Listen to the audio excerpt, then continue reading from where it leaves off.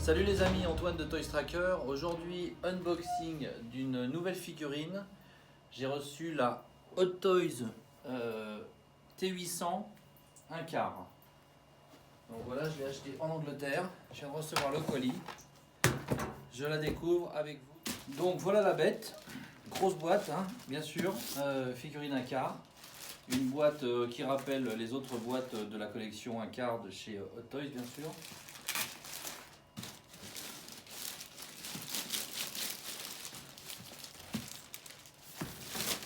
La boîte a l'air en bon état. Voilà. Donc une belle boîte avec donc la tête du T800 chromé, hein, couleur chromée. Ici le logo 1 quart, 1/4 scale. C'est la QS002. Très jolie image, là, très joli rendu de cette tête en relief sur une petite plaque de mousse en dessous. Voilà. Bon, ici, comme d'habitude, ceux qui ont participé à la réalisation de cette figurine. Donc on ouvre ça tout de suite. Il a mis un petit scotch, je crois, c'est pas idiot. Voilà.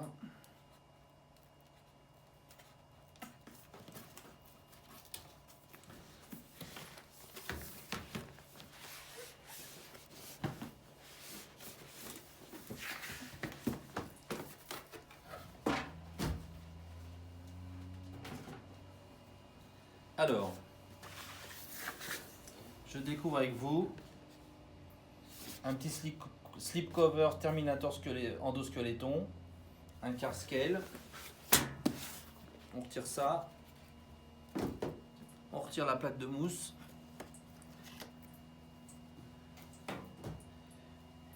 On retire la plaque de carton. D'accord. Donc la plaque de carton avec de la mousse derrière pour protéger l'endosqueletton. Et on y va. Voilà la bête. Alors on m'a dit que c'était fragile, qu'il fallait que je fasse très attention en la manipulant. Vous savez, je suis pas toujours très adroit. Donc voilà.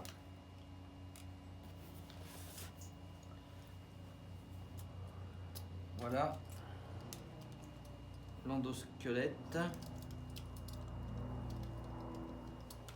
Je vous l'approche un petit peu.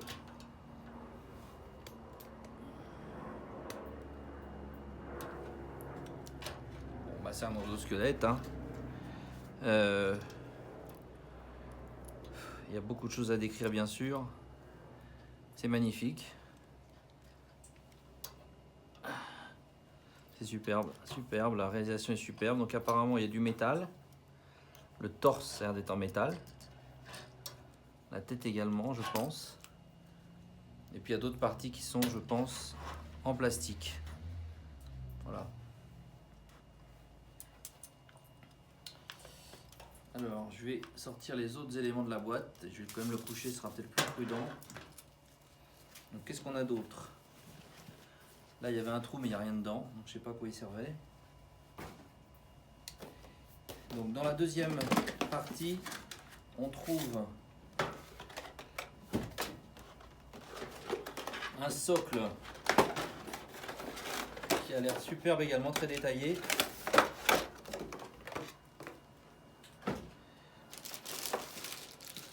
Alors le socle, je vous le montre parce qu'il est superbe. Donc le socle, c'est des ossements, des crânes sans doute humains, avec la petite plaque. On va enlever ça tout de suite. The Terminator endosqueletton. Voilà, avec ici donc un trou pour la tige. Là, il y a comme de la lave qui passe entre les morceaux de pierre. Donc, une belle représentation de l'univers post-apocalyptique du futur de Terminator. Excusez-moi. Voilà, qu'est-ce qu'on a d'autre? La tige. Bon, une tige qui est assez renforcée parce qu'elle, vous voyez, elle se clipse par l'arrière et puis elle rentre dans le trou par là. Mais bon, il est assez lourd quand même. Hein. Alors le gun. Voilà le gun, superbe réalisation du gun.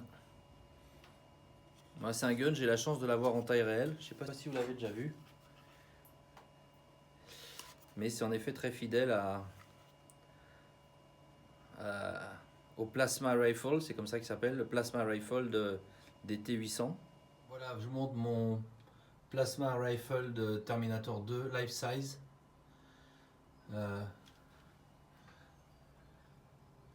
Voilà. Ça, je sais pas ce que c'est. On dirait une sorte de petit, je sais pas. Petit, comme un petit, je sais pas à quoi ça sert encore, on va voir.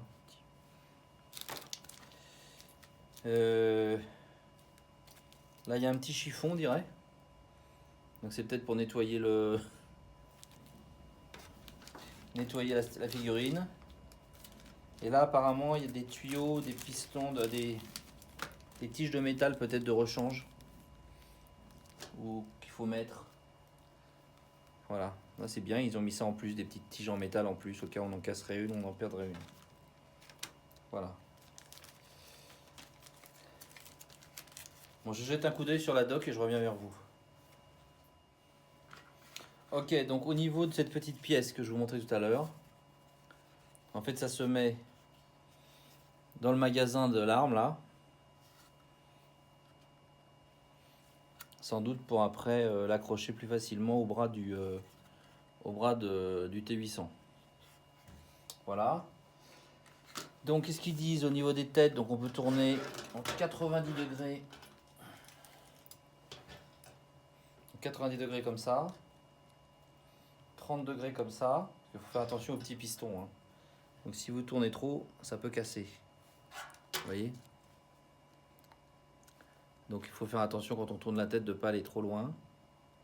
30 degrés seulement. 90 de haut en bas.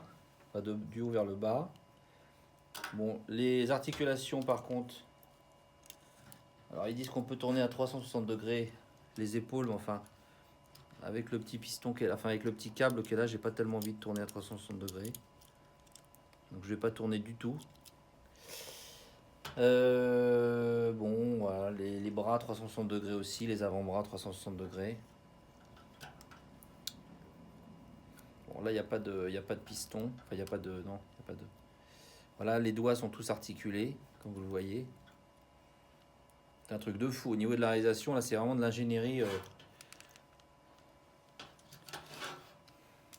En fait, ce qu'il y a, c'est que si on appuie trop fort sur certaines parties, on peut vraiment le casser. Donc il faut y aller tout doux partout. Hein. Voilà. Donc je vais vite le mettre sur son socle. Alors attendez, je vous montre encore. Ici, c'est 360 degrés. Les genoux. Les mollets, quoi. Enfin, oui, non, pas le. Enfin, oui. Ok, mais ça aussi, je vais y aller doucement. Et donc, il dit surtout de ne pas appuyer fort. Voilà, dans ces parties-là, vous voyez. Clairement, ces parties-là. Pas appuyer fort parce que là, il y a des petits pistons. Donc, ils disent de ne pas mettre trop de pression quand on manipule la figurine. Donc, il y avait bien des petits tubes, des petits pistons en plus au cas où on les casserait. Et puis, il y a bien sûr une feature, il y a bien sûr une fonction lumineuse.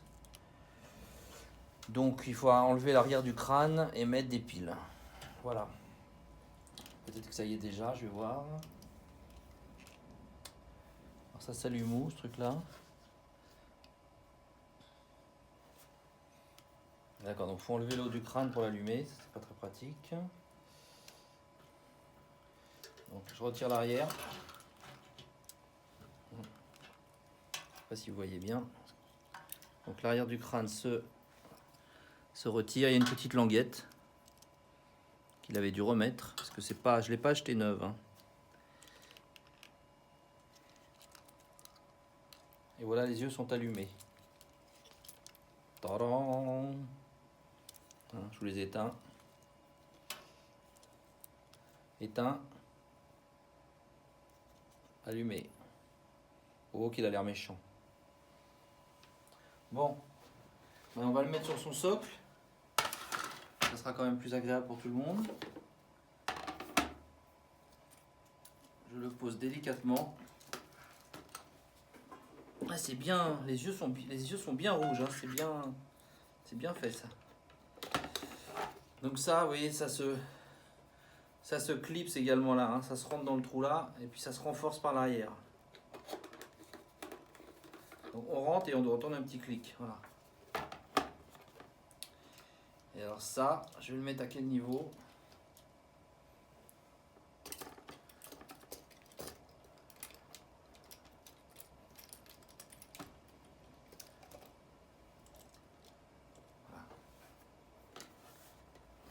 Ouh.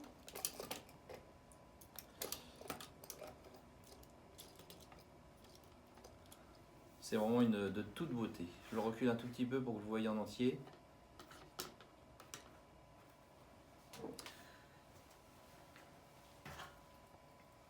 Je lui remets l'arrière de son crâne. Voilà. Donc, les doigts, je ne me rappelais pas qu'ils étaient aussi longs en fait. Ils sont vraiment très longs les doigts. Chaque doigt est articulé. Sur chaque doigt, il y a un petit câble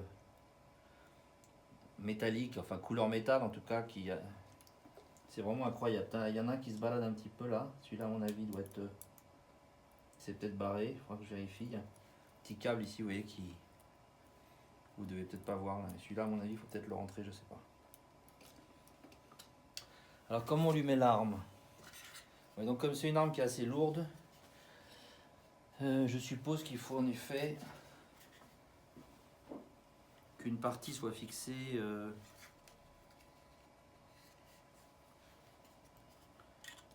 Ouais, c'est ça. Donc là, il y a un tuyau, il y a un tube qui est un peu plus gros que les autres là, qui me paraît un peu gros pour le coup. Ah si, c'est ça. Voilà.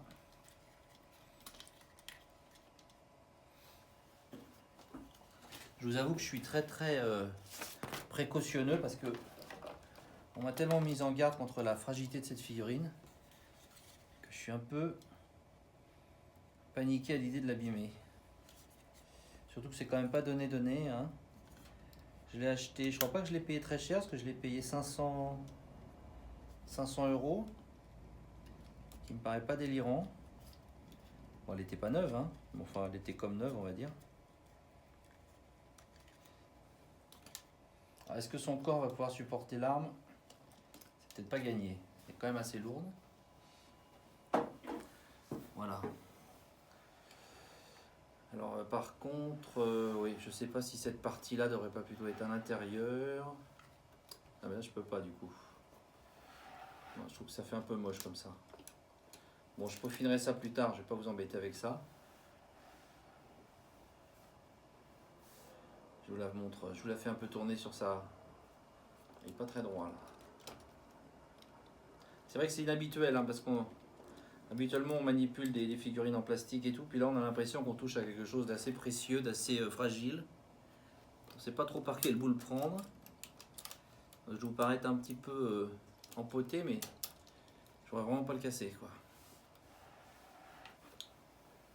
Voilà, bon, c'est une merveille, hein, la réalisation, hein, toutes les petites plaques chromées, là, toutes les pièces chromées, la colonne vertébrale ici. Je vais vous rapprocher un peu peut-être. Oups. Voilà. Colonne vertébrale, les épaules.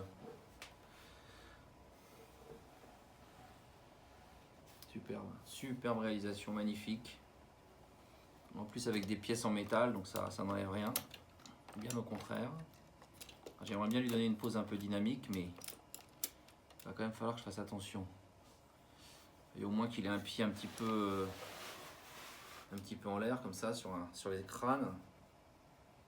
Donc il y a des boules à l'arrière des pieds, bien évidemment, il y a des boules un petit peu pour faire contrepoids. Puis de toute façon, c'est la conception de l'endosqueletton. Hein.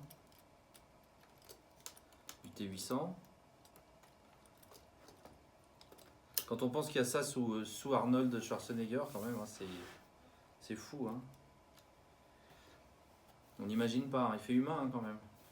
Voilà, donc, écoutez, ça va être une review assez courte parce que finalement, il n'y a pas des milliards de choses à dire. Ce qu'il faut, c'est l'admirer. Je vais peut-être vous l'approcher un petit peu plus. Oups. Approcher un petit peu plus pour que vous puissiez bien la regarder. Voilà. Je lève un peu son arme. Alors peut-être ça, je peux le mettre. J'ai trouvé une pose un peu où il tient l'arme à deux mains. Je sais pas, je vais voir. Enfin, normalement, il tient pas l'arme à deux mains, l'endosqueletton. Il y a une version exclusive qui existe avec deux armes. Bon, c'est deux fois la même, donc c'est pas passionnant, je trouve, mais on peut lui mettre. Voilà, il est vendu avec deux fois le même plasma rifle et ça se met dans. Ouais, non, il vaut mieux le mettre comme ça. Je sais pas pourquoi ils disent de mettre la petite pièce de plastique là. Elle est beaucoup mieux comme ça. Voilà, donc là j'ai réussi à mieux lui mettre l'arme dans la main. Donc avec la petite pièce sur le côté ici, qui s'enfiche donc dans le magasin de l'arme et qui vient se clipser après sur la plus grosse partie de son bras. Après, bon, l'arme est quand même assez lourde, donc pour donner des poses un peu dynamiques, genre arme levée, tout ça, je sais pas si ça va être très facile. Là ça tient, mais je pense pas que ça va tenir très longtemps. Je préfère pas prendre de risques. Pour l'instant ça tient comme ça. Pour ceux que ça intéresse, j'ai vu qu'on pouvait acheter cette arme, ou en tout cas une réplique de cette arme sur eBay. Donc si on veut en mettre un deuxième dans la main, c'est... Apparemment on trouve assez facilement cette arme. On va les pas donner, ça va être dans les 40-50 $. Voilà, qu'est-ce que je peux vous dire d'autre? Bah écoutez, je sais pas quoi vous dire d'autre parce que je pense pas qu'il y ait énormément de choses à dire. Il n'y a pas de pièces qui se détachent ou autre chose comme ça. Tout est articulé, hein, les pieds par exemple sont articulés. Donc chaque doigt de pied est articulé. Je vais vous montrer.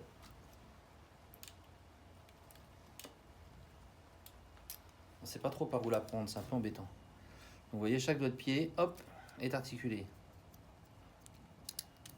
C'est quand même un truc de fou. C'est un truc de fou. Donc là, il y a des pistons aussi ici au niveau de la cheville. C'est vraiment un travail, je suppose qu'ils se sont basés sur sur des plans que l'ont donné peut-être les responsables des effets spéciaux du film, mais ils ont vraiment reproduit à l'identique, je pense, le T800. Avec donc des petits pistons partout, des petits câbles partout, des parties, donc tout est chromé. Après, c'est pas tout en métal, mais il y a quand même pas mal de métal.